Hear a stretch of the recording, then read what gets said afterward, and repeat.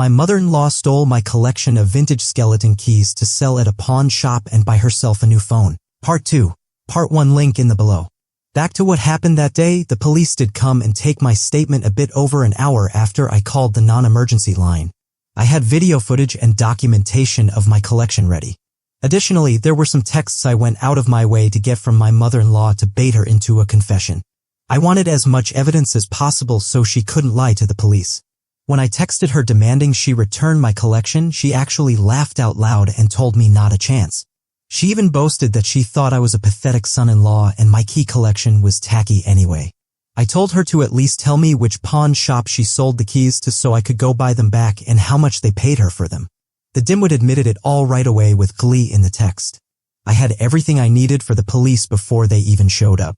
The cops took the whole matter more seriously than I thought.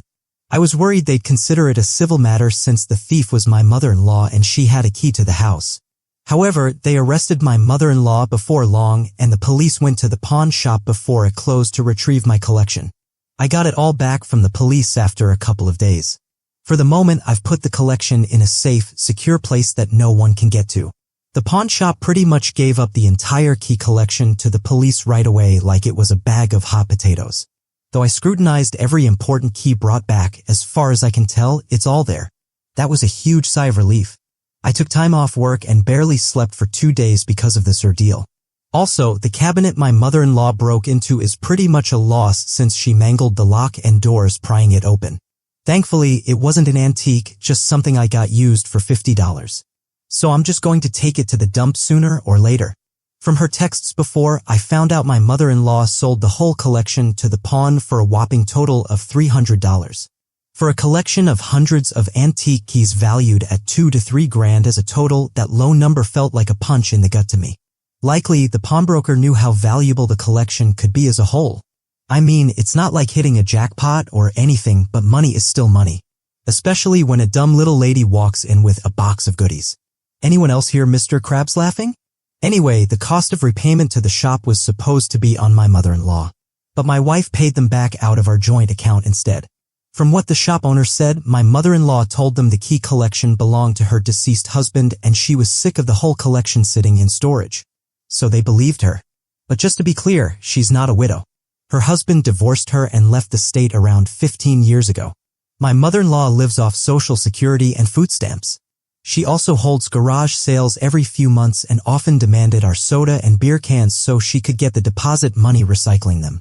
My mother-in-law doesn't drive, she gets around on an electric scooter that tows a bicycle trailer. She lives in a long paid-off house and she would not be having money troubles if she wasn't overspending every month. And she always counts on my wife to pick up the slack when she comes up short. My wife and I got in a huge fight when she got home because I had her mother arrested. But I told her I'm done with her enabling of her toxic mother. I said I was changing the locks ASAP and banning her mother from the house. And I also said that either we got marriage counseling or I'd be inquiring about my options for separation from an attorney. I thought my wife would beg me not to do that.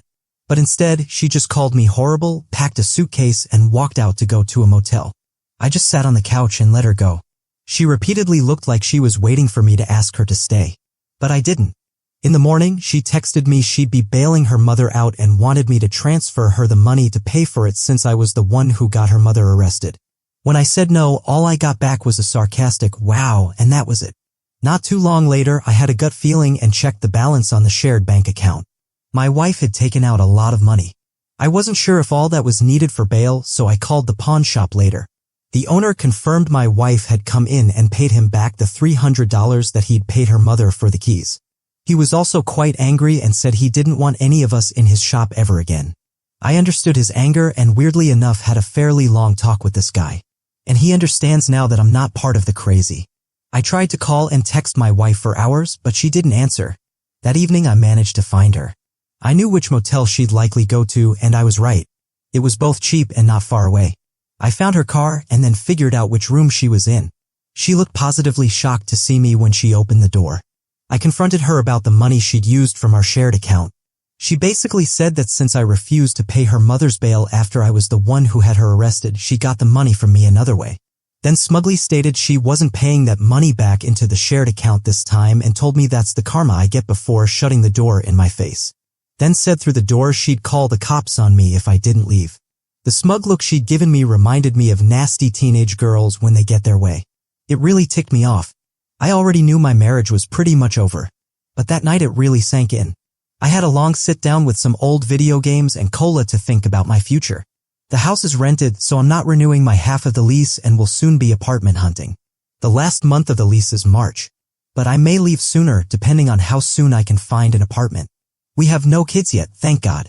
So that's another thing I currently have in my favor. The next day I changed the locks on the house and removed all of my money from the joint bank account and stopped all automated payments to and from it. I made sure to take only the amount of money I'd put into the account. There was still more than enough in it for me to break even and still leave the minimum required balance on the account. Either way, the cost of my mother-in-law's bail and paying back the pawn shop was now entirely out of my wife's pocket. And I don't think she's noticed yet. But it shouldn't be long. I've been to a couple of different divorce lawyers already. And I picked the second one since the first seemed like they were only there for a paycheck. I'll have the divorce papers served soon. I loved my wife, but it's clear she didn't love me.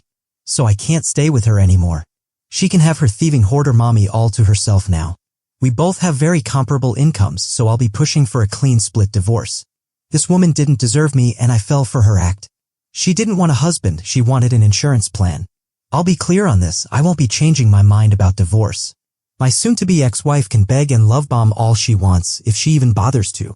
I've never been her and I'm not gonna settle for being in my own marriage. It is over.